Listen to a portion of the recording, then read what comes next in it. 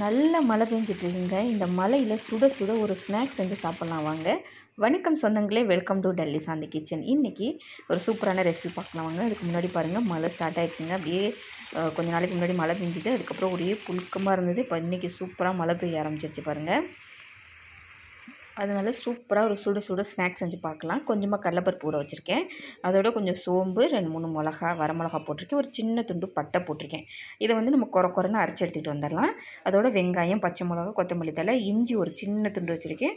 ஒரு 3-4 பல் சின்ன பூண்டு பல் எடுத்து வச்சுருக்கேன். இப்போ பாருங்கள், குறைன்னு அரைச்சிக்கிட்டு வந்தாச்சு கடலைப்பருப்பை. அதில் நறுக்கி வச்சுருக்க வெங்காயம். இதே சின்ன வெங்காயம் இருந்து போட்டுக்கிட்டிங்கன்னா சூப்பராக இருக்குங்க. நான் பெரிய வெங்காயம் தான் போடுறேன்.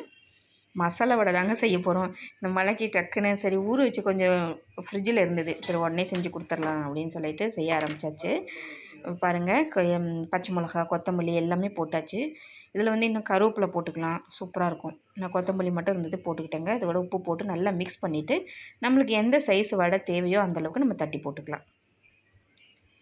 இப்போ ஒரு கடாயில் வந்து எண்ணெய் வச்சுருக்கேங்க. எண்ணெய் கொஞ்சம் சூடாகட்டும். எண்ணெய் காஞ்சிருச்சு. நாங்கள் மீடியமாக தாங்க தட்டி போடுறேன்.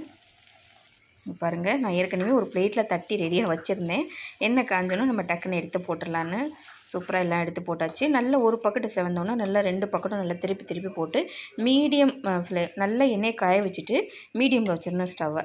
அப்படி பொரிச்சாதான் நல்லா மொறுன்னு நல்லா உள்ள வரைக்கும் நல்லா வெந்திருக்கும். பாருங்கள், சூப்பராக ரெடி ஆயிடுச்சுங்க. இந்த மழைக்கு அதுவும் சுட சுட இந்த மசால் வடைக்கும் அருமையாக இருக்குங்க. பாருங்கள், சூப்பராக ரெடி ஆயிடுச்சு மசால் வடை. அவ்வளோதாங்க, நம்ம எடுத்துக்கலாம். எனக்கு வந்து உளுந்த வடையோட இந்த மசால் வடை தான் பிடிக்கும் ரொம்ப. உளுந்த வடை வந்து பசங்களுக்கு தான் ரொம்ப பிடிக்கும். எனக்கு வந்து இந்த மசால் வடை தாங்க ரொம்ப பிடிக்கும். யாருக்கு அப்படி பிடிக்கும்னு சொல்லுங்கள்.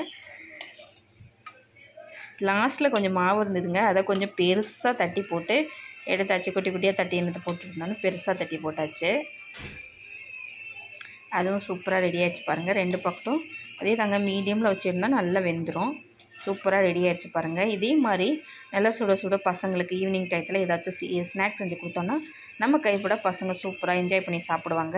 இந்த ரெசிபி உங்களுக்கு பிடிச்சிருந்துச்சுன்னா லைக் பண்ணுங்கள், ஷேர் பண்ணுங்கள், சப்ஸ்கிரைப் பண்ணுங்கள். பக்கத்தில் இருக்க பெட் பட்டனை மறக்காமல் தட்டி விட்ருங்க. நன்றி, வணக்கம்.